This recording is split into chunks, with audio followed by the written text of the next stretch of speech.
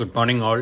ഞാൻ Ramakrishnan TB MD and CEO of Sharewealth securities limited ആണ്. ഒപ്പം സെബി രജിസ്റ്റേർഡ് റിസർച്ച് അനലിസ്റ്റ് കൂടിയാണ്. ഈ ഓഡിയോ കേട്ടതിന് ശേഷം ഡിസ്ക്ലെയിമർ കൂടി വായിച്ചു നോക്കണമെന്ന് താല്പര്യപ്പെടുന്നു. US ഫെഡറൽ റിസർവിൻ്റെ അനൗൺസ്മെൻറ്റിന് ശേഷം അമേരിക്കൻ മാർക്കറ്റുകൾ പുതിയ റെക്കോർഡ് ഹൈ ഹിറ്റ് ചെയ്തിരിക്കുകയാണ്. ദൗ ജോൺസും അതുപോലെ തന്നെ S&P 500 ഒക്കെ. നാസ്ഡാക്ക് പുതിയ റെക്കോർഡ് ഹൈ ഹിറ്റ് ചെയ്തിട്ടില്ല, എന്നിരുന്നാലും ഹൈയിൽ തന്നെയാണ് ക്ലോസ് ചെയ്തിട്ടുള്ളത്. റസൽ 2000 ബെറ്റർ ആയിട്ടാണ് ക്ലോസ് ചെയ്തിട്ടുള്ളത്.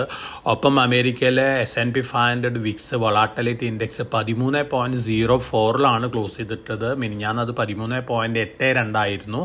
ഇത് സൂചിപ്പിക്കുന്ന ഒരു ബുള്ളിഷ് സെൻറ്റിമെൻറ്റിനെ തന്നെയാണ്.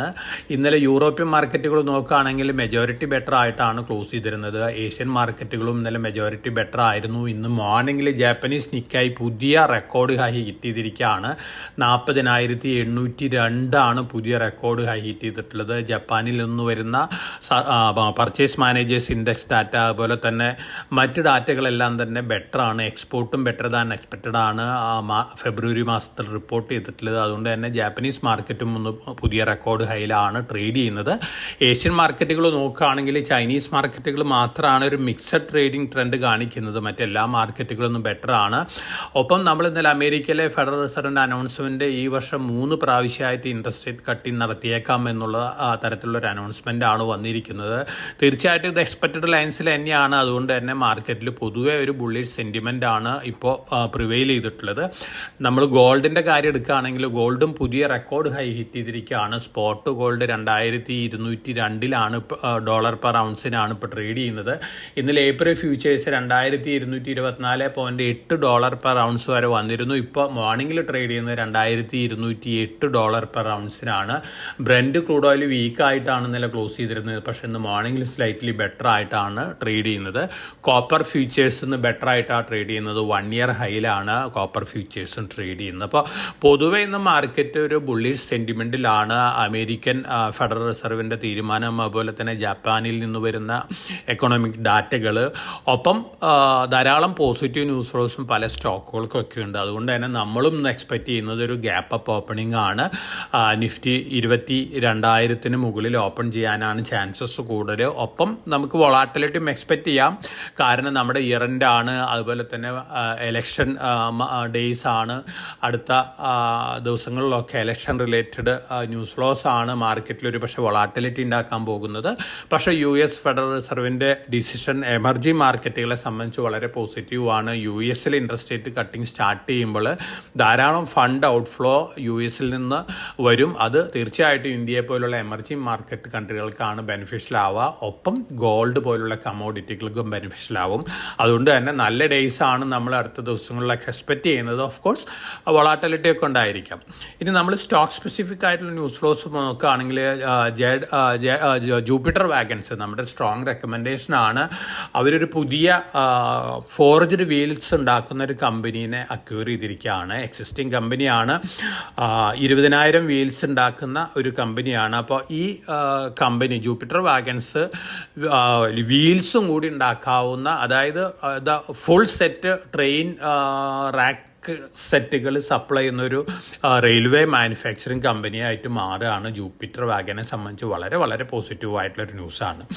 ഹിന്ദുജാസിൻ്റെ റിലയൻസ് ക്യാപിറ്റൽ അക്വിസിഷൻ വളരെ പോസിറ്റീവാണ് ഹിന്ദുജ ഗ്രൂപ്പിന്. കാരണം ജപ്പാനിൽ നിന്ന് വളരെ ലോ റേറ്റിലാണ് ഫണ്ടുകൾ ലഭിക്കാൻ പോകുന്നത് എന്നുള്ള റിപ്പോർട്ടുകളാണ്. പോസിറ്റീവ് ന്യൂസാണ്. ഇൻഡസ്ഇൻഡ് ബാങ്ക് പൊതുവെ ഹിന്ദുജ ഗ്രൂപ്പ് കമ്പനികളെ സംബന്ധിച്ച് RVNL 167.28 കോടി രൂപയുടെ ഓർഡർ കിട്ടിയിട്ടുണ്ട്. അതുപോലെ തന്നെ NBCC ജെദ്ദയിലുള്ള ഇന്ത്യൻ കോൺസുലേറ്റിൻ്റെ ഓഫീസിനുള്ള മാനുഫാക്ചറിംഗ് റിലേറ്റഡ് ആയിട്ടുള്ള സർവീസിൻ്റെ പ്രൊജക്ട് കൺസൾട്ടൻ്റ് ആയിട്ട് അപ്പോയിൻറ്റ് ചെയ്തിട്ടുണ്ട്. പോസിറ്റീവാണ്. CG കൺസ്യൂമർ കമ്പനിക്ക് സോളാർ വാട്ടർ പമ്പുകളുടെ ഓർഡർ കിട്ടിക്കൊണ്ടിരിക്കുകയാണ്. PM കുസും സ്കീമിലാണ്. ഹരിയാനയിൽ നിന്നാണ് ഇപ്പോൾ പുതിയ ഓർഡർ കിട്ടിയിട്ടുള്ളത്. തീർച്ചയായിട്ടും വളരെ പോസിറ്റീവ് ന്യൂസാണ് CG കൺസ്യൂമറിനെ സംബന്ധിച്ച്. ഒക്കാട്ട് QIP ലോഞ്ച് ചെയ്തിട്ടുണ്ട്. 544.02 പെർ ഷെയർ ആണ് പ്രൈസ് ഫിക്സ് ചെയ്തിരിക്കുന്നത്. ഒക്കാട്ടിനെ സംബന്ധിച്ച് പോസിറ്റീവാണ്. TVS Motors bonus preference shares കൊടുക്കുകയാണ്.